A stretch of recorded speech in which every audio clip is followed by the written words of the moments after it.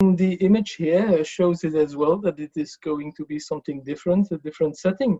And the origin of the difference is coming from the fact that due to COVID, I had to move my office to home, and I don't have a home office, so I installed it in my attic, and in my attic I have my music room.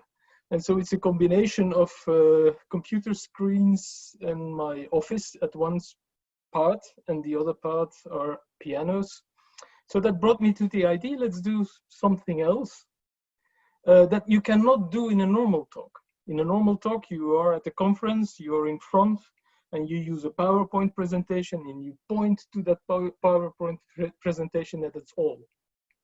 So why not combining some other things that is not possible in life, and profit from the fact that we are closed up in our houses, and the only way to communicate is through screens? Well, then I can also show you something else and show you, explain something with the use of a musical instrument.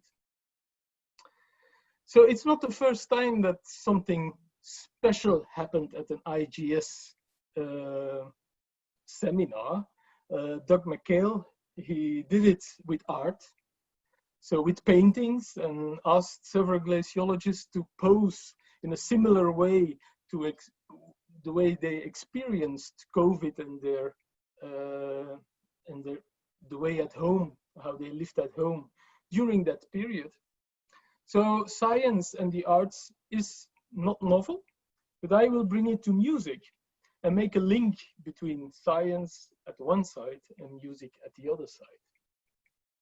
And so music is science and music is math, and this I found on a website that is shown below, that basically musical composition is a mathematical exercise because it's composed of sounds, rhythms, tempos.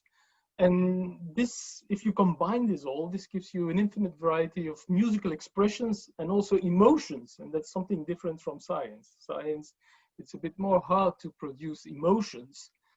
Expressions, yes, but emotions is more difficult. So it's the interaction of the sounds, tempo, pitch that will make music, and that can also create new things and lead to what you can call musical discoveries, or if you make the analogy with science, scientific discoveries. And both science and music are based on theories. They are based on formulas. They have a mathematical background. So you can combine both and look at how to solve a problem and explore something different. Or as this website says, and I like it, science is the music of the intellect and music is the science of the heart. So it's not the first time that someone uses or links music to science. There have been several people before that have tried to do that or that have done that.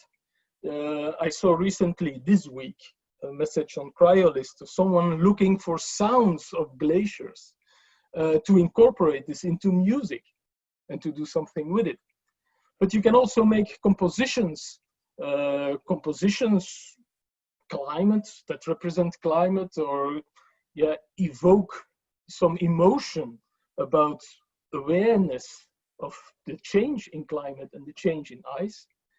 Or you can translate climate data to a song, which I would call a linear transformation. I will give some examples in a minute. You can also use some harmony to improve this translation from climate data into a song, which I would then call a non-linear transformation. Or you can take it even one step further, and that is the step that I will take here. Use harmonic theory as a model to represent underlying processes, and then include uncertainty of the model by using instant composition. So that is a major task. I realize this. This can completely fail because this is something that is not rehearsed, and this is something that I cannot reproduce at a later stage. So this is just possible on the moment itself. So a number of these examples here. This is Hans Oerlemans and Felix Keller that are on the, I think the Morteratsch Glacier, yeah.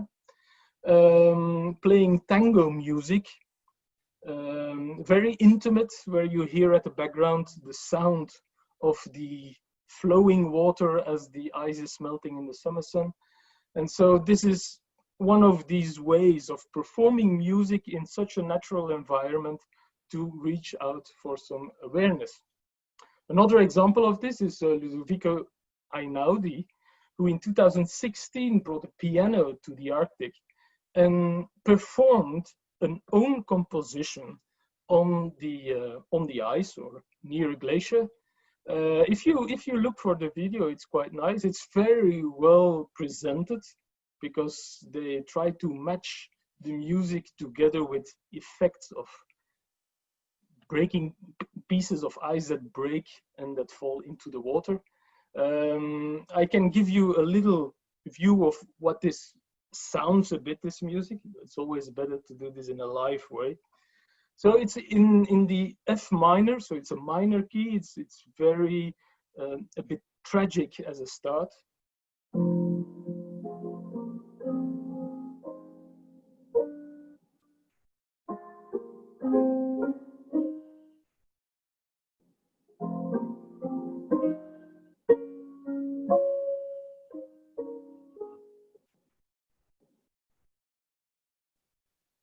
Then it continues with some more, looking at the motion of the water on top of the ice,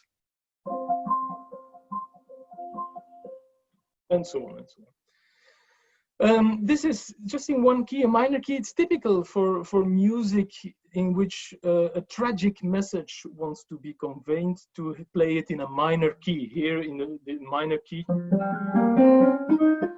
the minor key of F. So to create this tragedy, the only nice thing that I find in there is the last note when it comes down. It's the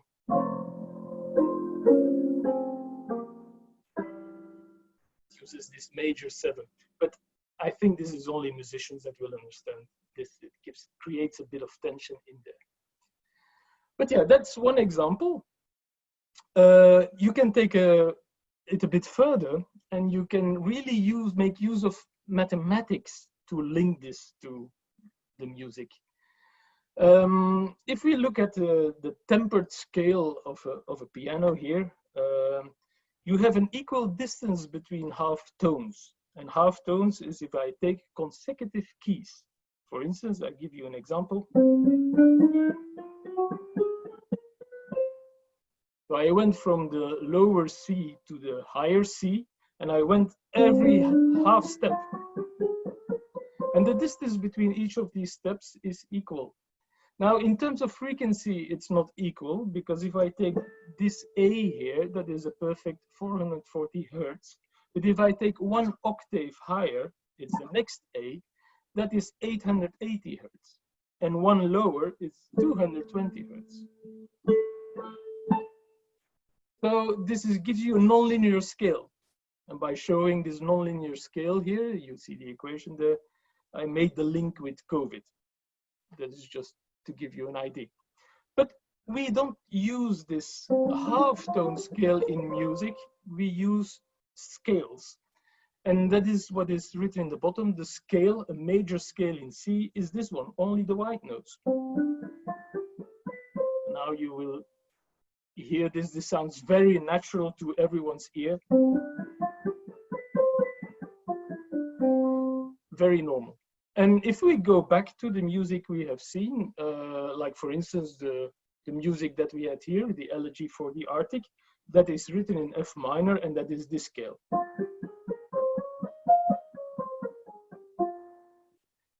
So you have different scales to give a different flavor.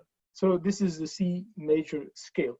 So you can now try to translate data to such a scale, because you have a mathematical relationship. You can say, for instance, that this lower C here corresponds to a certain data point, and the higher C to another data point, and then you make a linear interpolation. So if I take here a data set of temperature anomalies from 1951 to 1980, I can assign this and then make interpolations, linear transformation, and say, yeah, this particular year corresponds then to an E flat, and then another year to a G, and so on. This has been done before.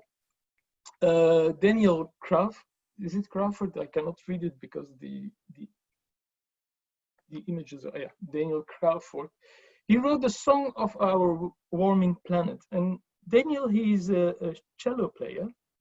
And he translated this sequence of temperature change into music on a cello.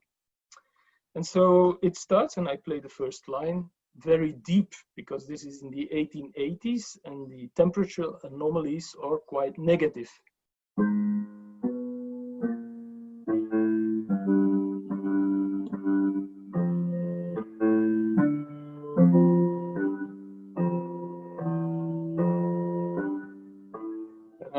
This can continue, and if I take now the fourth line, then we are later in time, you arrive.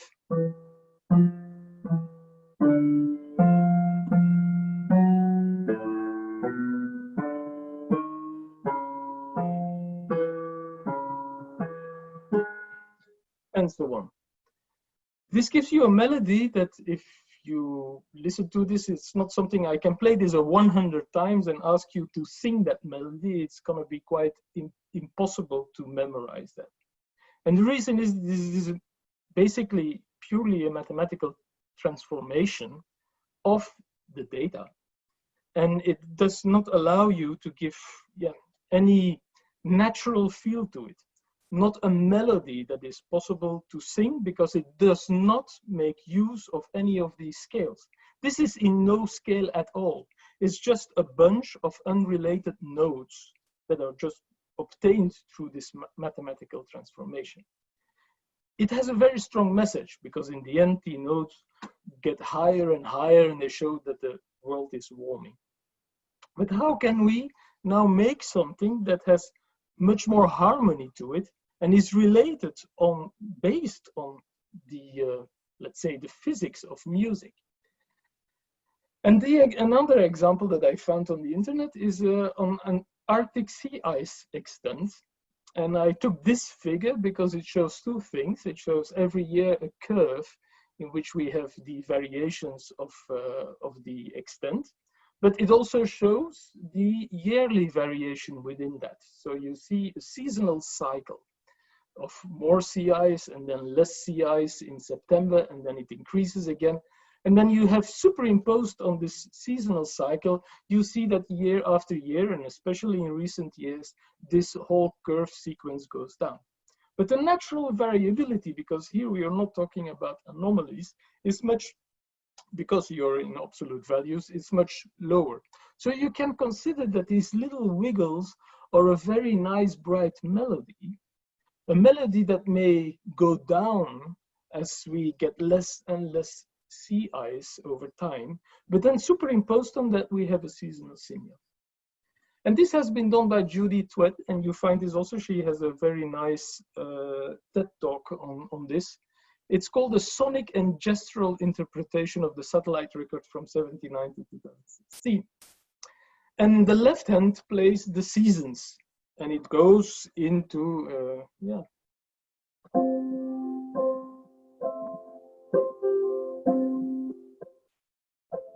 and this is always repeated. So it's also in one key, and that key is always, section is always repeated. That is the seasonal signal. And then on top of that, you have a melody.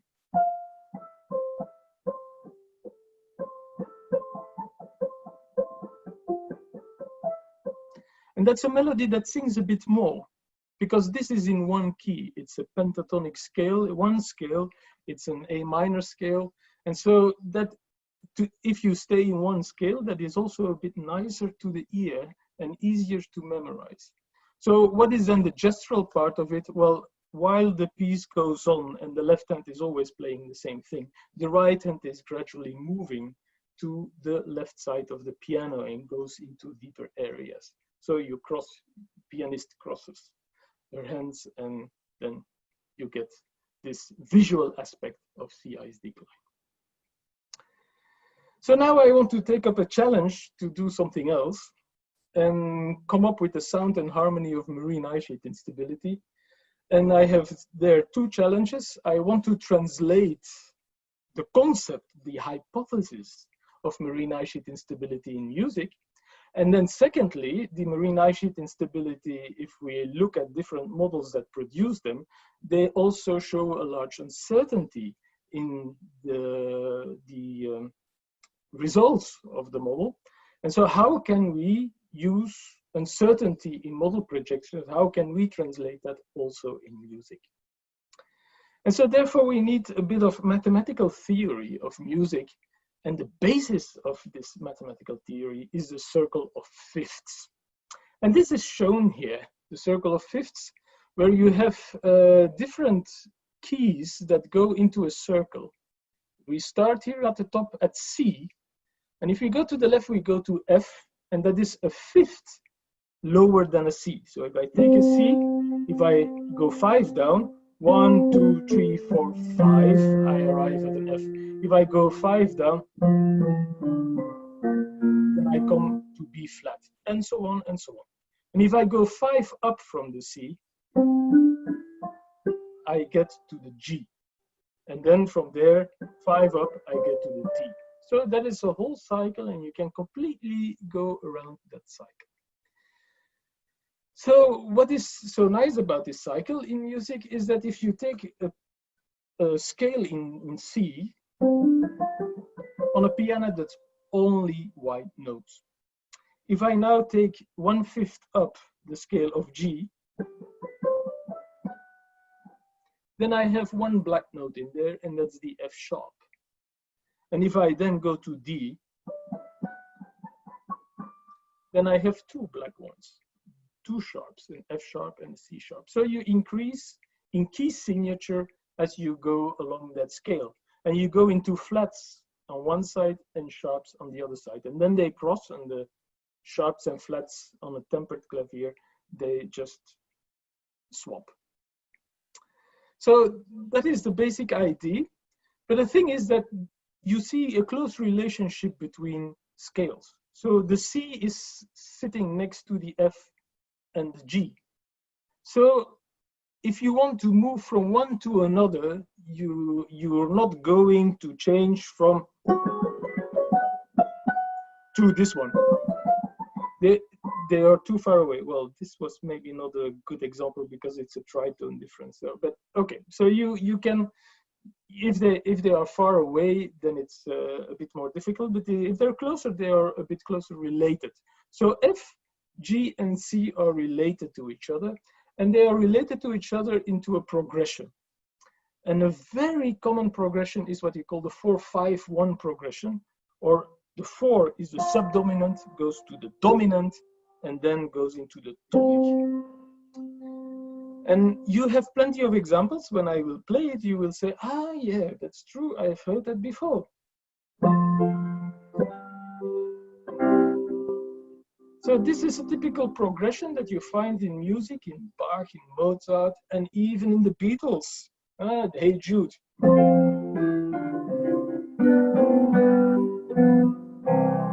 This was the 4, 5, and then we go to the tonic. So it's always tension. You want to go somewhere, you resolve that tension, and then you want to go back to and release it, go back to base, to the tonic. So that's a very common progression, and we can relate that to how glaciers react. Like for instance, if we take a recent paper here, Christian et al. 2020, I just Googled for something that could help me. So this shows you forcings on an ice sheet, and forcings by surface mass balance, and forcings in grounding lines, so in the ocean. And we see here at the bottom how the length or the size of the ice sheets changes. If you apply a forcing, which is the tension, which is the fault, then the glacier will react and that is the response to the forcing. It resolves, and after a while it will get into a new state, a new steady state from its beginning. So this is a very simple thing, if you want, that we can relate to the motions of glaciers. So we perturb the glacier changes, and then it creates a new steady state.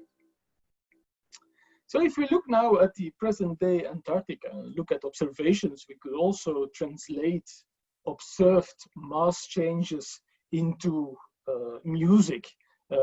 However, we have a lot of uncertainties on that, and if you look at those curves, they don't have many wiggles. So East Antarctica, I could say that this does a thing like this. And then West Antarctica, something like this.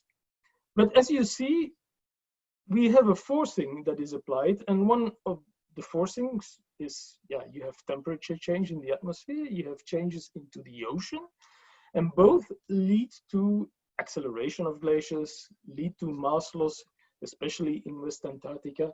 But what we have is basically the forcing that gives us the subdominant, the fourth, and the reaction of the ice that you see here in those images. But we don't get to the tonic because we don't know where it is going to. We haven't reached a steady state, a new state in the response to this. So we don't know whether this goes to the one or whether this goes somewhere else. And you find plenty of examples in the literature that maybe it's not going to the tonic. Maybe it is going into a runaway mechanism that we call marine ice sheet instability. So the marine ice sheet instability was already put forward by Mercer in the 1970s. The fact that the ice sheet in Antarctica is lying on a bed that is sloping inward, so what we call a retrograde slope, and that if you have a perturbation at the grounding line, like thinning of the ice shelves or disintegration of ice shelves, that the grounding line retreats, the glacier accelerates, but then the grounding line comes into deeper waters, so that increases the flux, the grounding line retreats even further, comes into more deeper waters, so to compensate, you have an even higher flux. And this system goes on. So it's not going to a tonic, it's not going to a new steady state, it just is a process that goes on and can only reach a new steady state whenever you get an upward sloping bed. Johannes Weertman and Bob Thomas, they worked mathematically further on that, and Christian Schoof built up, gave the mathematical proof on this. But this is on the condition, of course, that ice shelves do not exert any buttressing. Whenever ice shelves exert buttressing, then you will not have this type of complete marine ice sheet instability. You can have stable states as long as an ice shelf is there. So ice shelves are quite important, and there are several studies, and I think it's one of the major things that are now studied is how stable are ice shelves, what happens, or what are the processes that lead to ice shelf hydrofracturing, subshelf melting, and lead to the disintegration and the fragilization of ice shelves. So here, another example of a recent study of Lai et al., I think it's from last week, where you see the vulnerability of ice shelves and their amount of buttressing that they can exert. So what are important parts of ice shelves? And there are plenty of studies that came out over the recent years. So in a more recent study that will come out in a few weeks in Journal of Glaciology by Simon Sun and others, is an experiment, a multi-model experiment to see what happens if all those ice shelves disintegrate. How do models react to that? So basically, it's a quantification of a marine ice sheet instability potential. So you remove the ice shelves and you keep the ice shelves removed. So you make sure that there is no buttressing at all. And the result of this, and these are experiments that were done with 13 models over a period of 500 years, you see that all these models show a very rapid mass loss, and within 100 years, you have multi-meter sea level contribution. This goes very rapidly. I mean, you really, all ice shelves are gone. And then you have relaxation towards a new state, which is what we can call the tonic. So what you see here, the forcing is, well, we remove all the ice shelves, and then it reacts to that, and then we get a new steady state. However, this kind of sequence that I just played here does not show any intrinsic way that the marine ice sheet instability evolves, because the marine ice sheet instability is, well, you go into a new state and then it accelerates even more, and so on and so on. So I need to build that in. So this also gives a bit new numbers on what we can expect of what is the contribution of MESI. What does MESI to the Antarctic ice sheet and the West Antarctic ice sheet in particular? And then we see, if we look at the West Antarctic ice sheet alone, this leads to MESI in itself. The process in itself can be responsible for 2 to 5 meters of sea level rise in a period of 500 years. So let's try now to put that principle into music.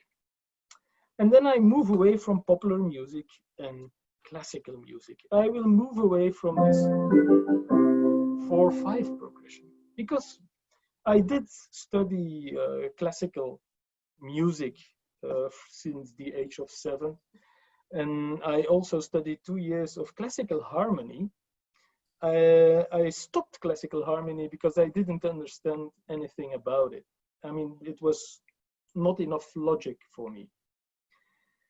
And then I studied jazz and jazz harmony, and jazz harmony makes, to me, much more sense. And in jazz, you don't have the 4/5 progression, you have the 2/5 progression. And why does that make more sense? Well, it's more according to the cycle of fifths. Because if you look again at our cycle, the F, which is the fourth to the C, he has a minor, and that minor is a D. And we find the D here at the other side of the graph. And that is the D that follows is a fifth from the G, is a fifth from the C. So we see a natural progression instead of a shift from F to G to C. Now we see a D, G, C. Now I will play it, a D minor. Well, you probably don't hear much of a difference because it is quite subtle. Instead of, we have now. But it also allows to do many more things, because you can now take the full realm of the circle of fifths and play it a bit more, because we have a 2-5-1. We can also take a sequence of 2-5. And if we go here, like for instance, start on the E, we take a E, we go to the A, and then to the D, and then to the G, and then to the C. Then we have a longer progression, and this progression is called a turnaround. You will understand why this is a turnaround if I put some chords beneath it.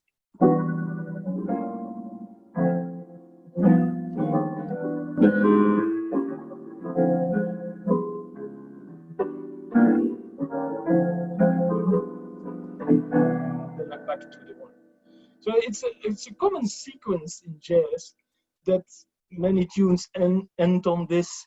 They can just improvise long times on such a sequence. So I think my idea here to represent MESI is to use this turnaround idea, but to take it a step further and say, well, let's go into an infinite turnaround, in which we make a successive progressions of 2-5. Because this 3-6-2-5-1 is basically a 2-5 of D, and the D is then a 2 and a 5 of C, and the C is a 2 of B flat, so 2-5-1, and the B flat is then a 2 and a 5 and a 1, and you can make the whole circle round. So to show it,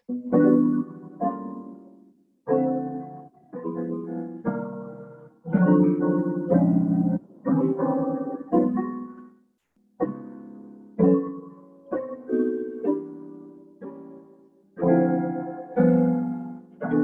round.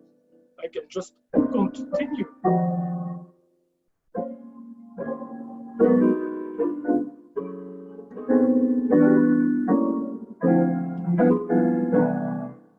And continue. And I can make it more interesting by putting more voices in there and changing the voicings to give more tension and in there, or change the tempo to make certain MISI episodes a bit more faster.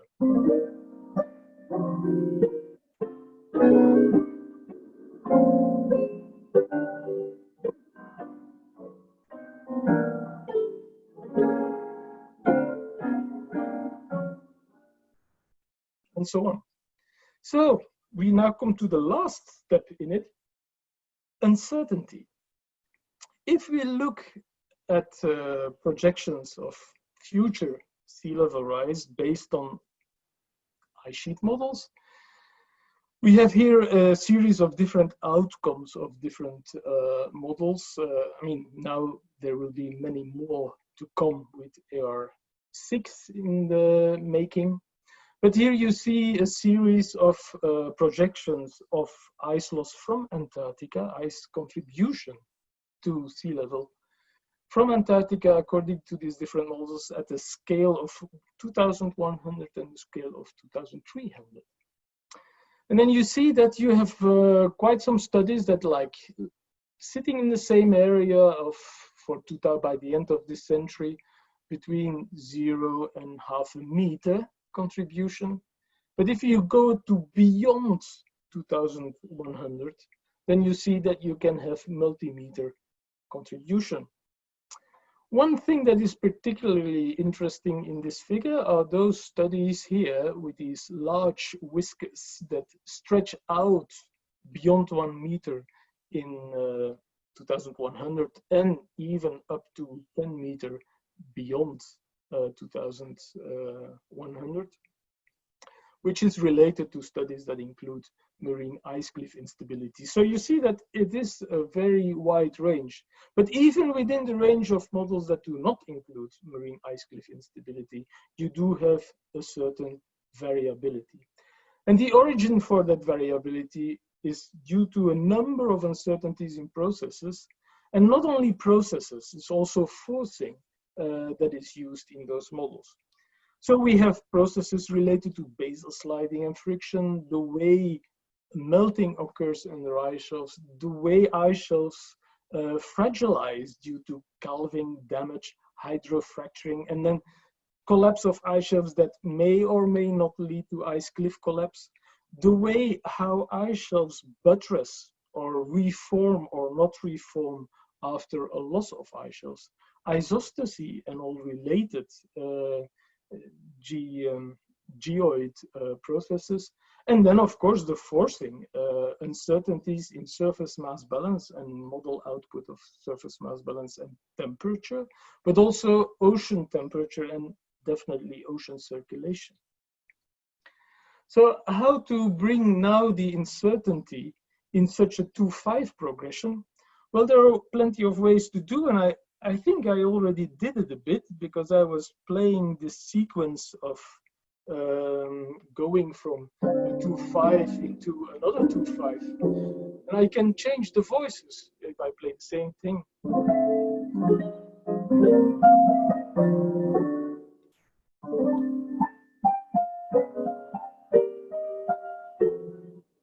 So changing the voices gives you each time a different melody, leading melody on top of this, and that can be an outcome of a model, and that we superimpose on a sequence of marine ice sheet instability, which is a 2-5 that continues.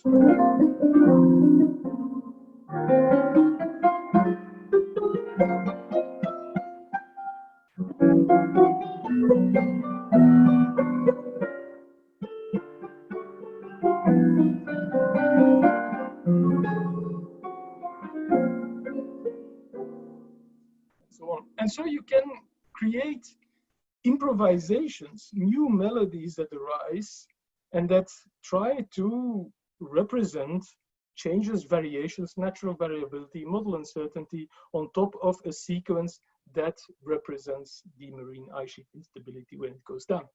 Now, improvisation is something that we relate immediately to jazz, because that is quite common, but that is not really the origin of it. 2 weeks ago, I was at a concert, COVID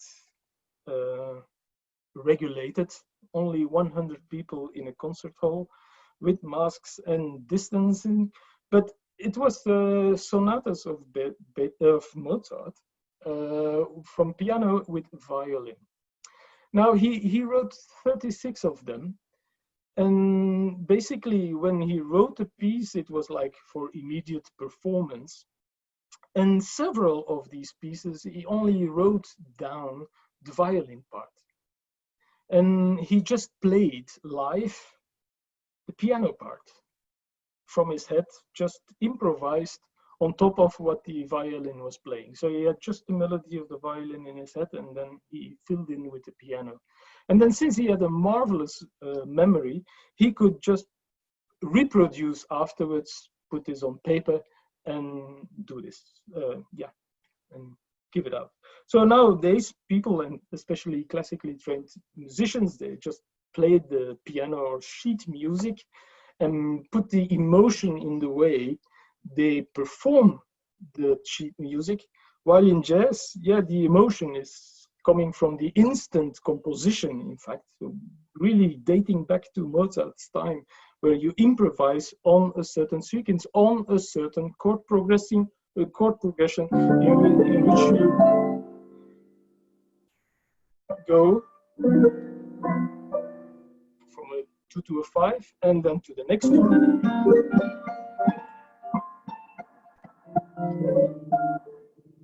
And now to the next 2.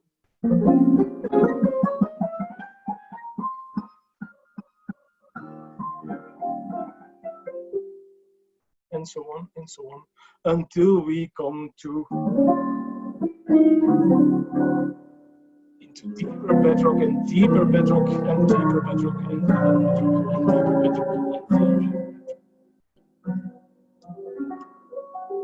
and reach a new steady state after several thousands of years. So to conclude with this very special, I admit, extremely special presentation that is completely unusual, but I wanted to try it anyway. I wanted to show you that there are several approaches to link science to the arts and to the music especially. There are ways in which data is translated into melody. There are ways in which physics are transposed into harmonic progressions or seasonal cycles, as an example that is given. But you can take also further physics into progressions and uncertainty into chord progressions on which you improvise. So music will evolve with more data, a better understanding of underlying processes, and the uncertainty will be reduced with well-constructed improvisation. So here I end. I thank you very much. And this is the slide for next week. And with that, I take questions. Well, thank you very much indeed, Frank. Open up for questions. It appears that Zoom has changed somewhat so that a host can't unmute you. You have to unmute yourself, but perhaps you could type into the chat so we can regulate the discussion still. So anyone with a question or a comment for Frank at all?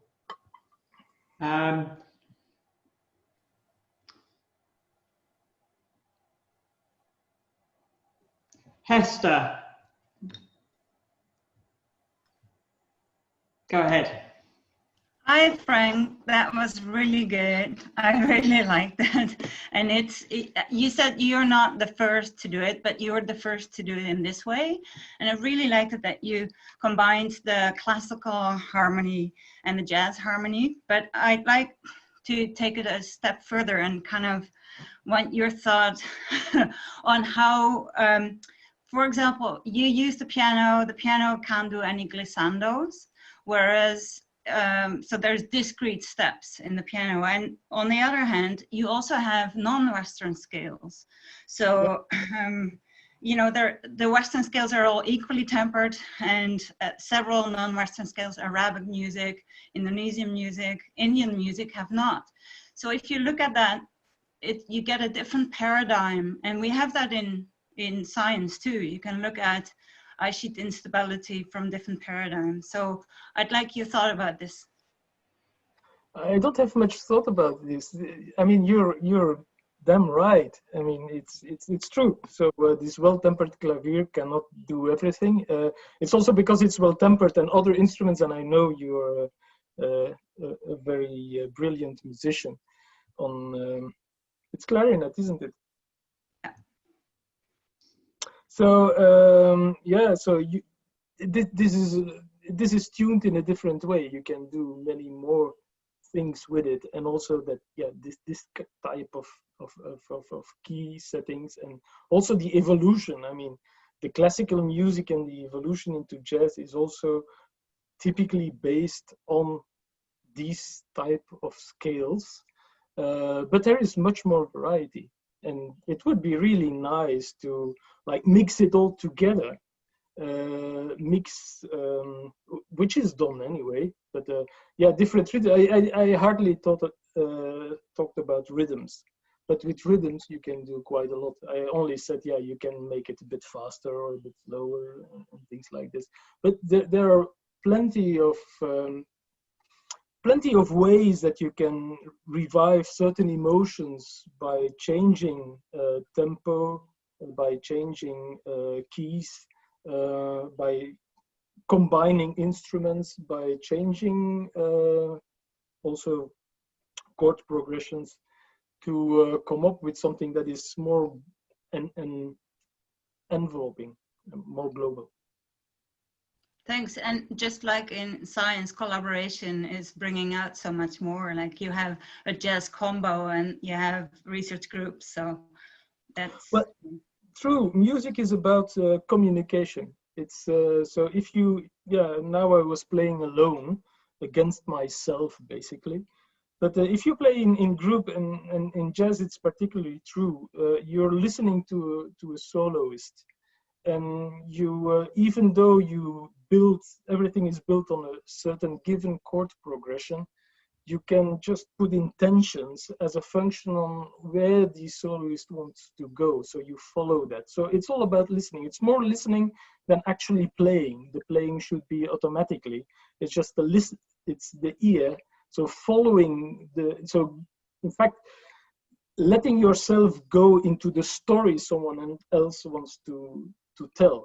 And that is quite amazing. That's a real collaboration. I mean, you drag someone with you and that follows you, and then it's the other way around. That's a real communication. So we have some comments and things on the chat, but there's a question here from Catherine Ritz. Would you like to unmute yourself, Catherine, and ask? Hi, Frank. Hi, Kat. What would it give if every glacier had its own musical line? Well, it could be a cacophony. Huh? Cacophony. Yeah? Cacophony. Because it depends. It could be all in a different key. Huh?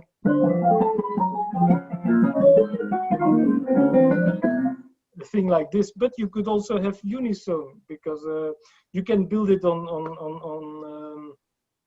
the way they are. They are behaving.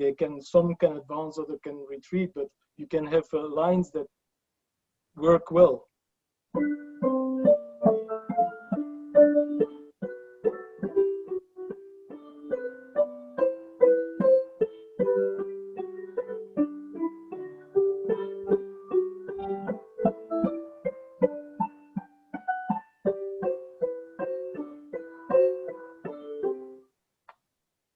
This, so that but it's possible. But if you bring more and more together, you get like a big symphony.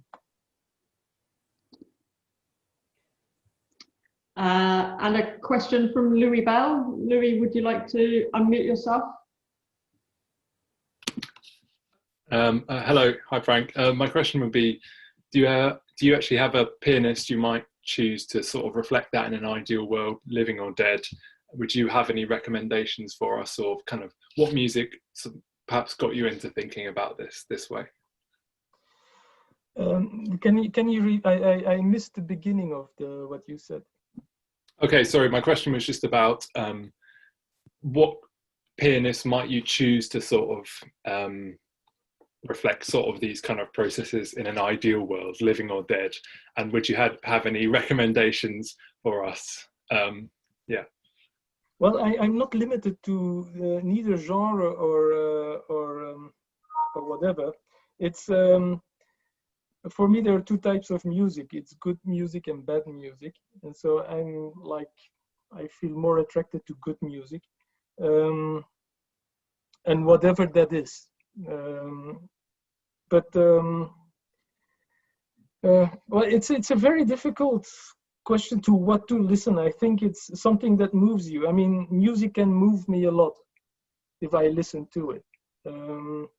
A thing that one particular piece of music that touches me a lot is the overture of Wagner's Tristan und Isolde. Even talking about it just brings up emotions. It's just a harmony of it. It tells hundreds of stories, thousands of stories, and each time I listen to it, I have the impression it's yet another story. I find it also very jazz. I mean, the harmonies are very jazz based. So I find everywhere I find something that is attractive. There are also some things that I don't like. Is that people that are making films about glacial landscapes have a tendency of putting music on top of that. That is, that for me doesn't associate with glaciers. I don't know what I would love to exchange this with other glaciologists, but for me, a thing like this.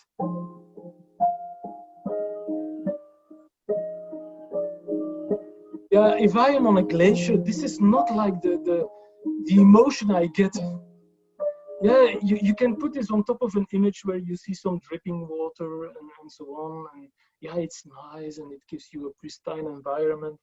But yeah, most of the time on a glacier, it's bad weather. You just get out of your tent, and then you say, no, I just want to get back in my sleeping bag. No, I just don't want to get outside.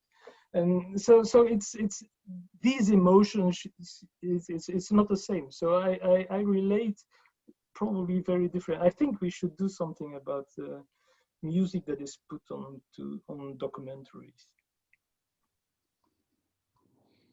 Nirvana, for instance, that works very well in Antarctica. And Tim Kerr, you had some comments to make. Don't know if you want to make those or just leave them on the chat.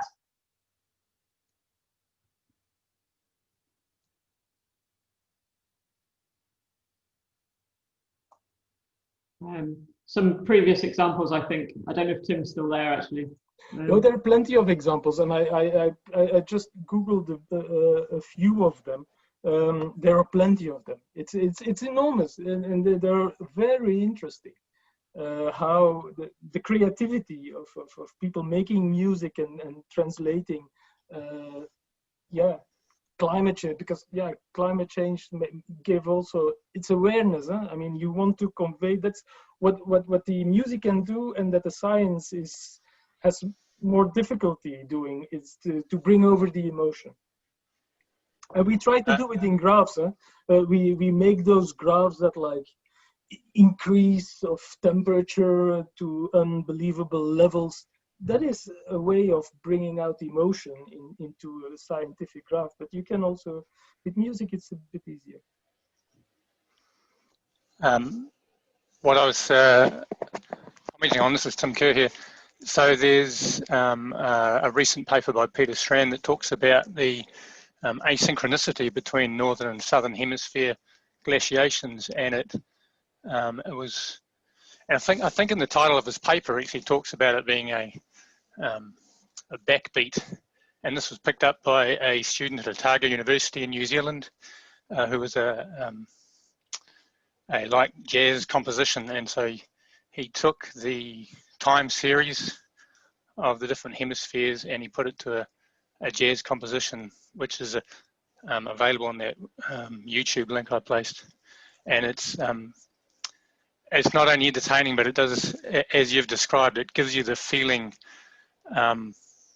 through sound of the asynchronicity that you don't really get by looking at the graphs. That's great. That's really great. If you can share that link, that would be really lovely. Yeah, it's in the chat. It's on the chat. So yeah, I see it. You at the end, Frank. Okay. Any final reflections or questions for Frank?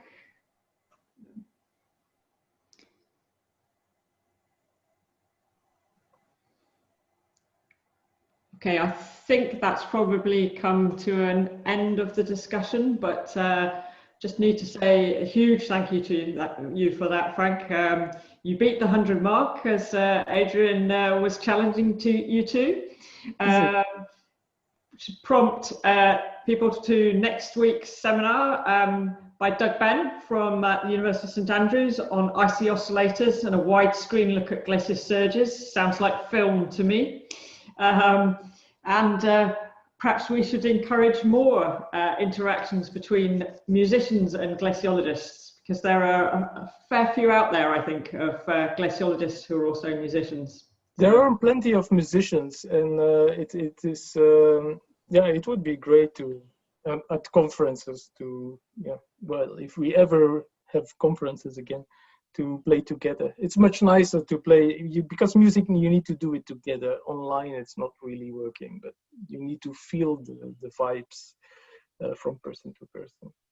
But it's a great way of communicating, and music is communication. Well, thank you very much indeed. I don't know if everyone wants to unmute themselves and try giving a traditional applause at the end. If that works on. Oh. Don't know whether it works. Anyway, thank you very much to everyone, and Thank you. hope to see you next week. Thank you.